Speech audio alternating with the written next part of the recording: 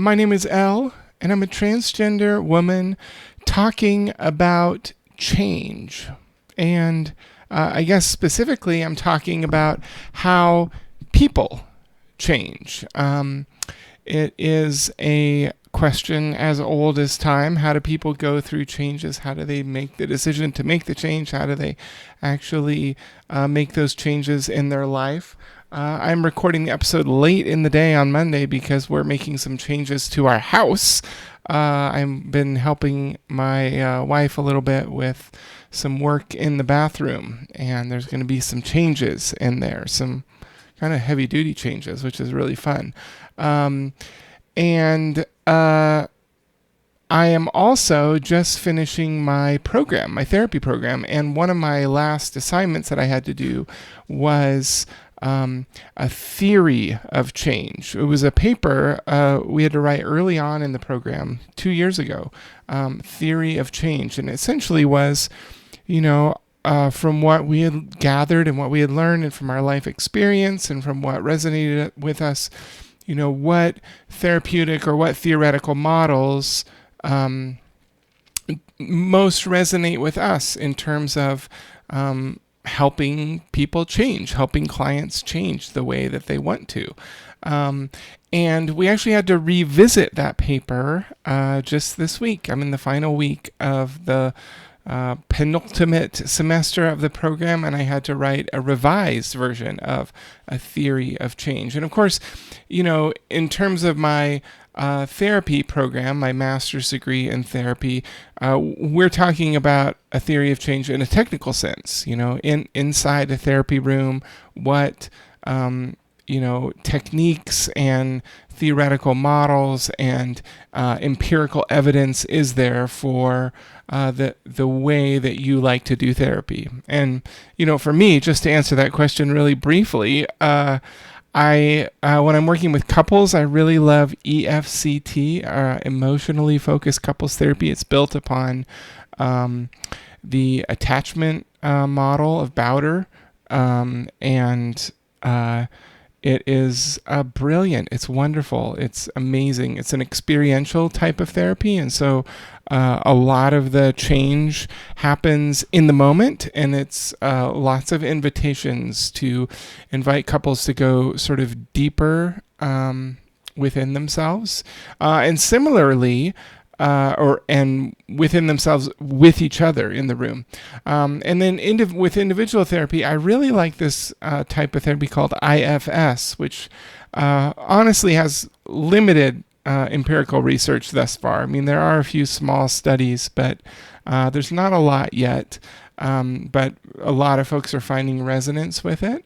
And it, again, is an experiential model where we're invited to kind of have conversations with our subconscious, like we'll bring up our inner critic and have a conversation with them, or we'll have a conversation with the part of us that is doubting our abilities, or the part of us that's feeling despondent or whatever.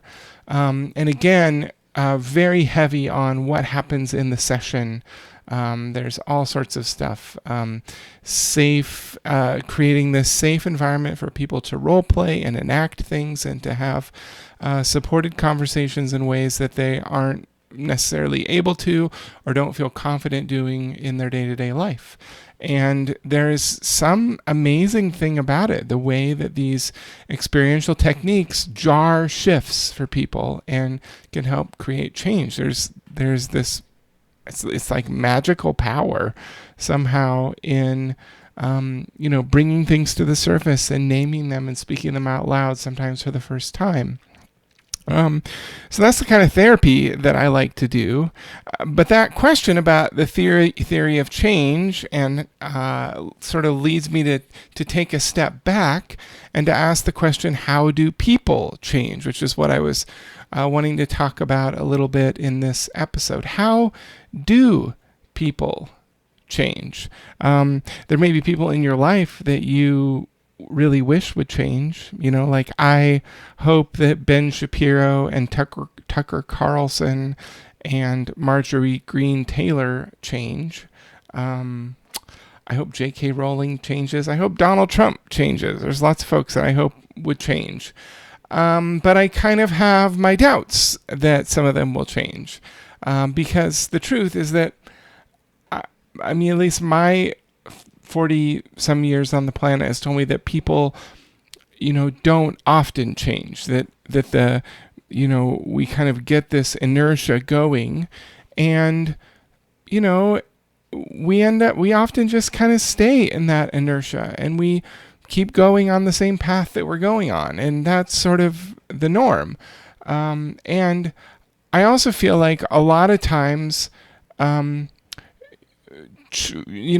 when people do change, it's more of like an outer embrace of what has already been bubbling and going on in the surface. And so in other words, the change took place a long time ago, but, not everyone was let in on it until a certain point in time. And so changes can sometimes look really abrupt when really they'd sort of been this gradual ongoing thing, or maybe there wasn't a change at all. Maybe the person was just faking it. I know in the church world, a lot of times, maybe not a lot of times, but there were times in church world conversations where I would have, talks with frustrated younger people who, more or less talked about, waiting for the people who were in the way to die. Well, someday, they'll die off and then we'll be able to take the church forward. That is pretty glib, I have to admit. And yet those conversations sometimes took place. Obviously, in politics, we don't often see change happen. In fact, political parties, especially I feel like the GOP in particular, is really, really, really big and good at rallying their entrenched base. They're not out there really trying to change people's minds. They're trying to stir up their base with more and more extreme ideology along the way. They're not trying to change anyone. I'm in school right now for my second master's degree in my life. I already have a master's degree in leadership from Fuller Theological Seminary in Pasadena. And I remember one of the courses that I took, I remember a lot of the courses that I took, but one of them in particular was sort of about evangelism and mission of the church. And one of the conversations we had was about a Likert scale. It used the Likert scale as an illustration. A Likert scale is sort of like the scale of from 0 to 7, and, to sort of denote where a person is on a perspective. And so the illustration that I remember being used in class was, on one end of that Likert scale, imagine someone that really likes Coke, and then on the other end of that scale at a 7 would be someone who really likes Pepsi, and then in the middle, say a 3, would be someone who, is ambivalent, doesn't really care either way.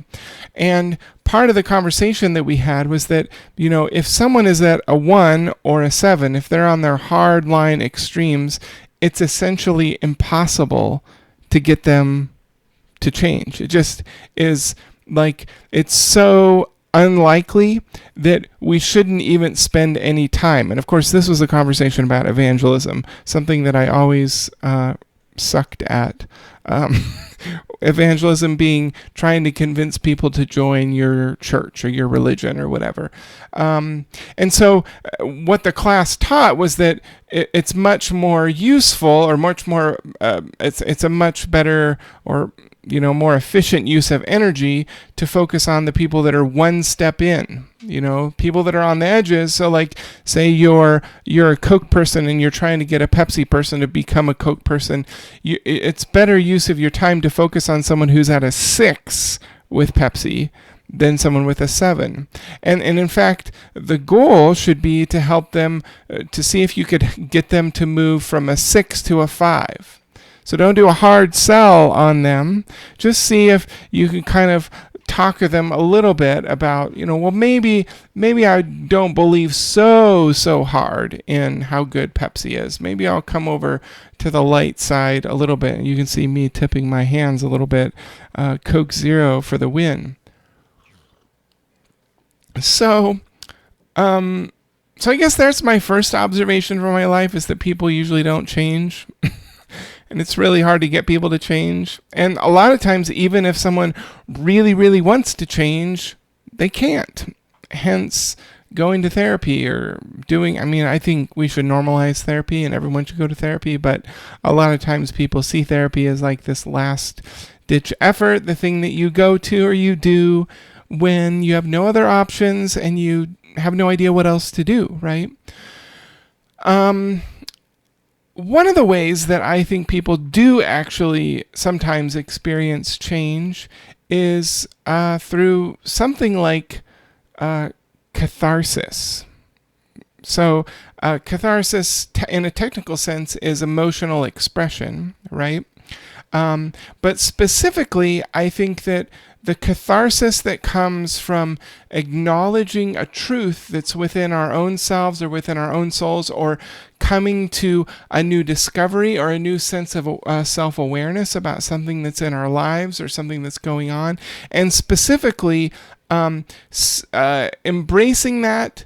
So I think that there's something powerful that happens when we're able to express those things, to name them, and to have that be witnessed by someone else in the context of safety. That is sometimes hard to create, but it's really beautiful. There have been moments in the Christian tradition at times. I mean, those moments sometimes are fleeting, but there have been moments where people are able to go through an experience of, whether it's confession or just talking about what's true for them authentically with other people who love and accept them for exactly as they are, that change is able to happen.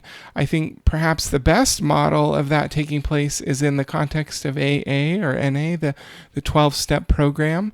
And in a lot of ways, the centerpiece of that model is people sitting around the table telling stories honestly and essentially exposing their own souls in a context of safety. And it can be really, really intense. It can be really, really hard, especially for folks who are early on in recovery or who are just going to meetings for the first time. Sometimes it can take multiple tries for them to come and then be overwhelmed and then to, maybe to relapse or to stay away for a while or to come back. It can be really, really intimidating and intense, and also incredibly powerful. So I think one of the ways that we go through change, and sometimes this sneaks up on us, it's not something we even necessarily can control or manufacture or create on our own, but it's this process of self-discovery, of dawning awareness of our own lives, and sharing that out loud, emoting it out loud. Another way that before we go on, of course, that has a huge overlap with the trans experience, because part of transition almost always involves a coming out or many coming outs, and it almost always involves a sharing of truth about ourselves, and it very often involves cathartic conversations where emotions run really, really, really high in all directions, and so it's not surprising that trans people often experience all sorts of different ways of transforming as they go through the process of transition. So there you go. Another way I think people change is through pain and suffering. I think we could name any number of events, but there is something about pain and suffering, whether or not we would classify it as being traumatizing. But there is a way in which really difficult moments, really difficult, overwhelming events change us. for better or for worse, for good or for bad, and a lot of times both. You know, sometimes we call these experiences, liminality, or being in liminal space with other people often. Um, Sometimes we might talk about them as being harrowing experiences or survival moments.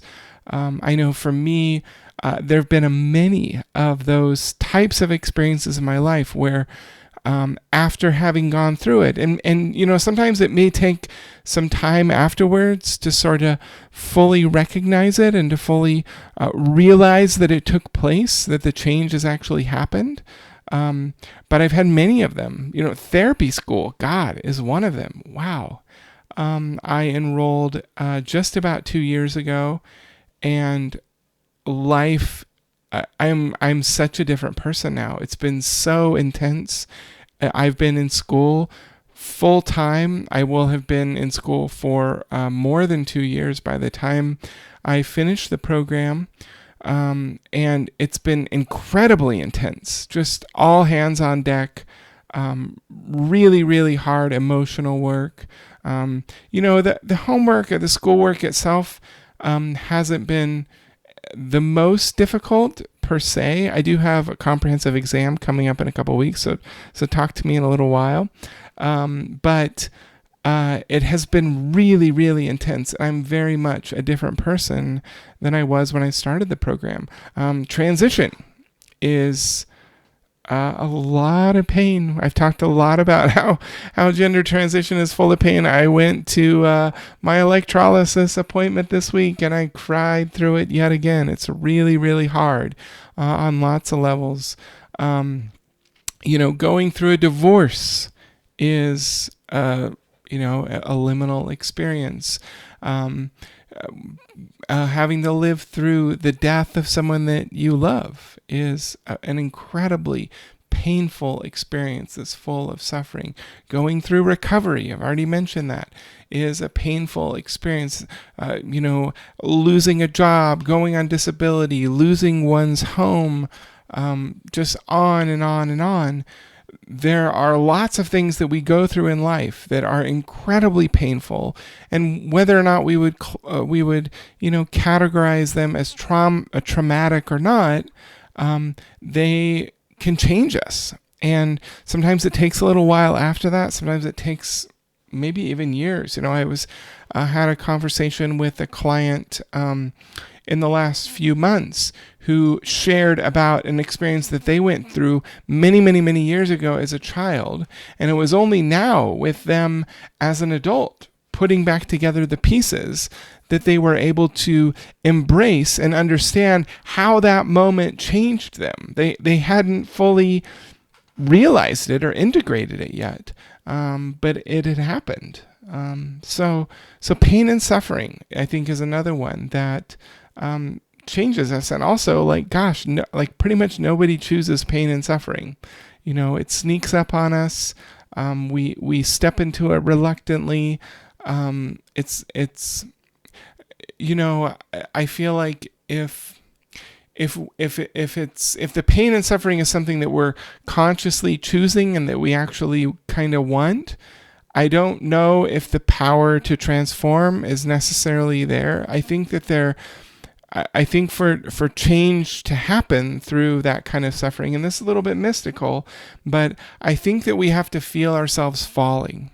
I think we have to sense that feeling of being out of control. One of my favorite spiritual authors is this Franciscan man named Richard Rohr. He really helped me a lot, especially when I was a pastor. And he talked about, the first half of life and the second half of life. There's a book that he wrote that's called Falling Upwards. So it has that, metaphor. And he talks about how in order to get to the second half of life, in order to make that change, in order to make that transition, the only way that happens, and it doesn't happen for everyone, but we have to go through this liminal experience where everything is out of our control and where we're not in charge and we don't know what the outcome is going to be. And we feel ourselves falling, and in some mystical, magical, spiritual way, in that falling, we rise. And I don't know if you could say it any better than that. Okay, two more really quick. And then I have to go take a shower because I'm covered in dust and construction gunk. But I think that one of the ways that we change is through incremental practice, incremental, intentional practice. I have two children. Both of them are little musicians. They practice every single day. They go to their private lessons once a week. It's something that we sacrifice and prioritize for as a family. They go to their group classes once a week. And very, very slowly over time, we can see them developing those skills. And you may not be able to see it in a week or in 2 weeks, but you sure as hell can see it in 6 months. And that there is really, really tangible change that has taken place through this incremental, intentional practice. I know that that's part of why I like experiential techniques in the therapy room, because it creates an opportunity for couples or individuals to practice the skills that we're teaching. So we practice, making requests and saying what we need and drawing boundaries and,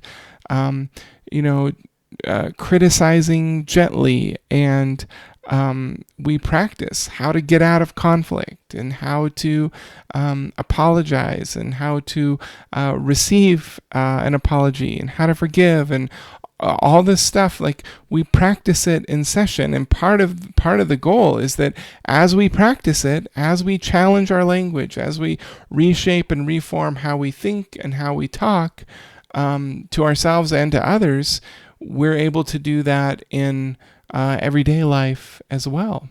I know for me, thinking of my spiritual transformation, it too was incremental. I was a budding fundamentalist in high school. I was my senior class president, and I was pretending to be a boy, and I was pretending to be confident, and I don't know how confident I actually felt, but I was really, really, really scared.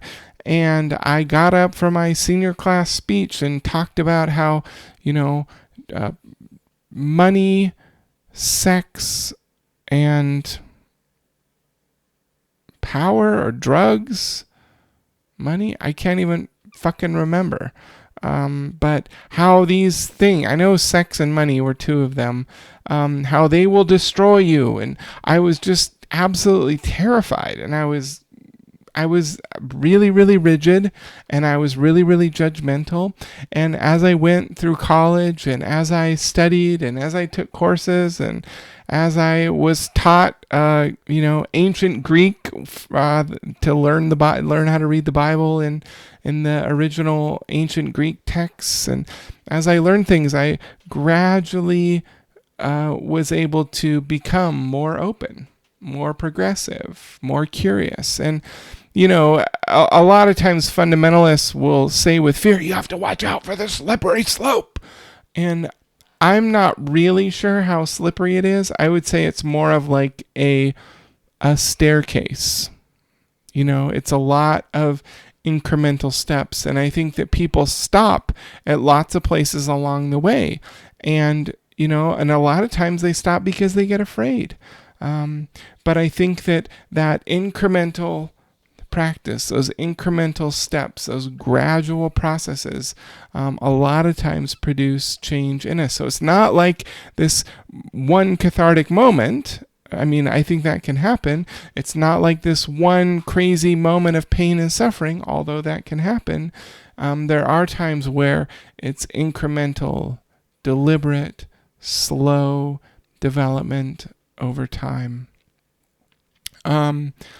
And I guess, thinking about trans people, it leads me to sort of think about our families and how sometimes our families, don't show up the way that we want them to, or the way that we hope that they would.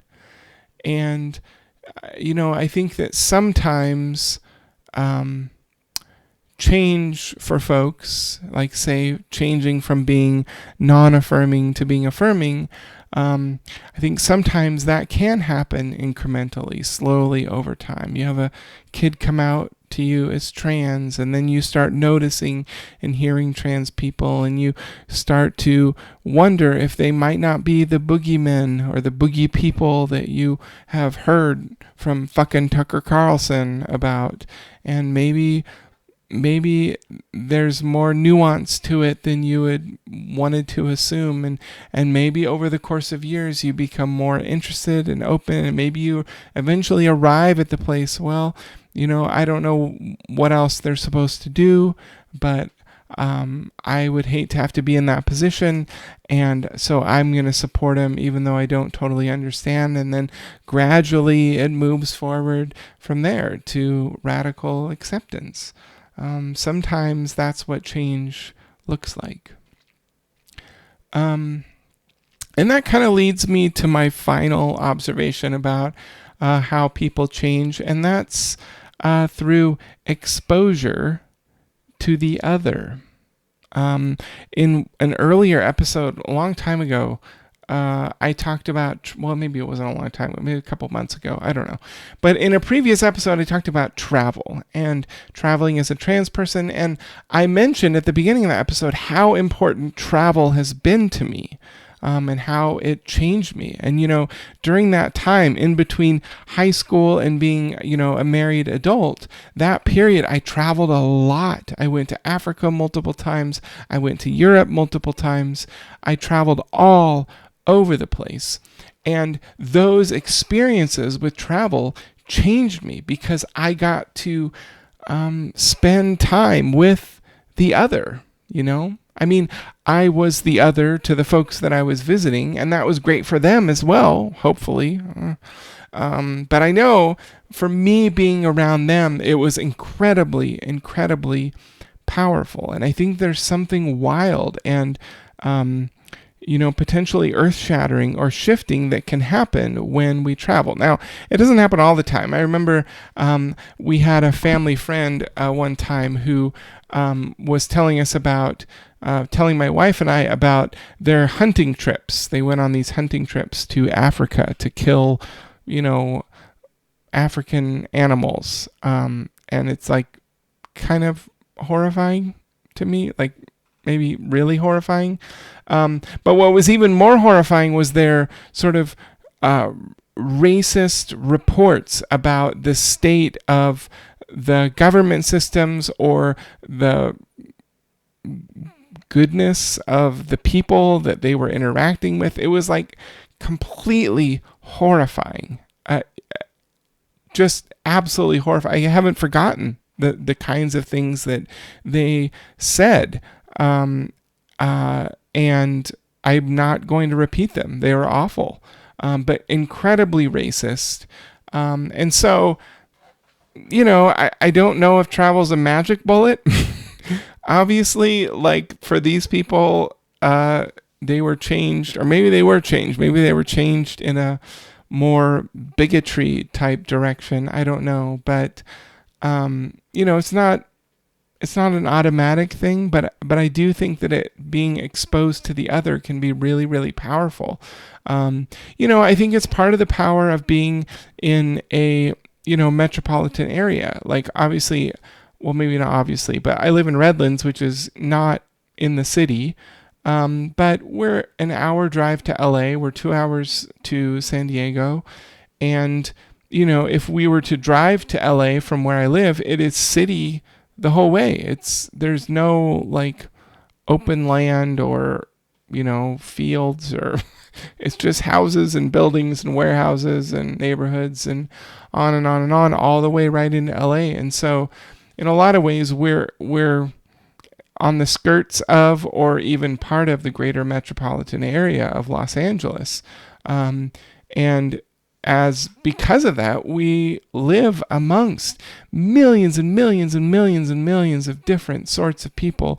My kids and I ate dinner tonight at In-N-Out Burger, and it was full of folks that looked different from us, all different kinds of races and ethnicities and dialects, languages being spoken.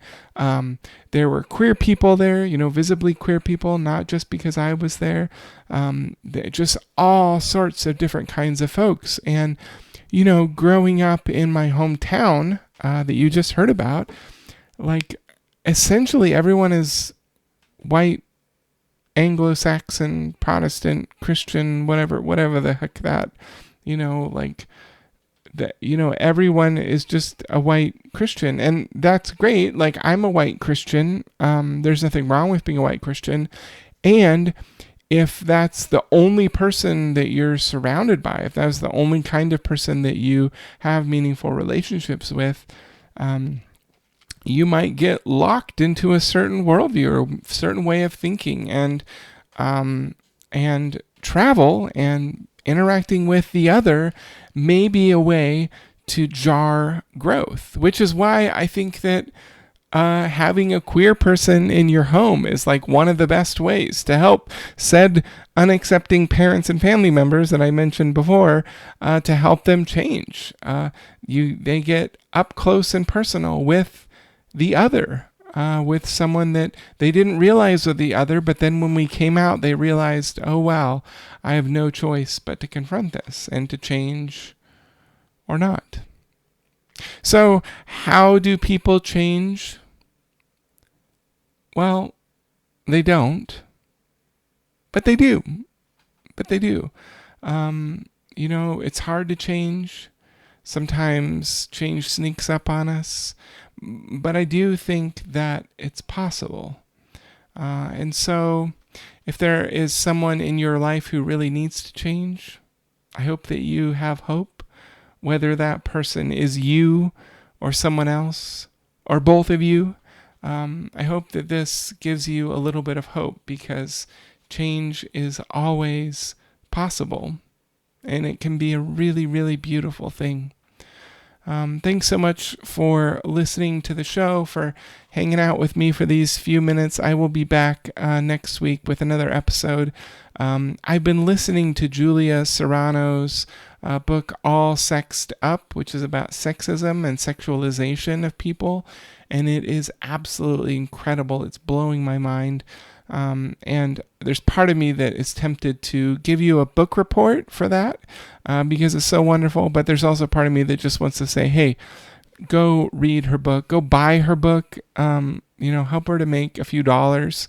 She is such a gift to the trans community and is absolutely a brilliant scientist and biologist. I love reading her stuff.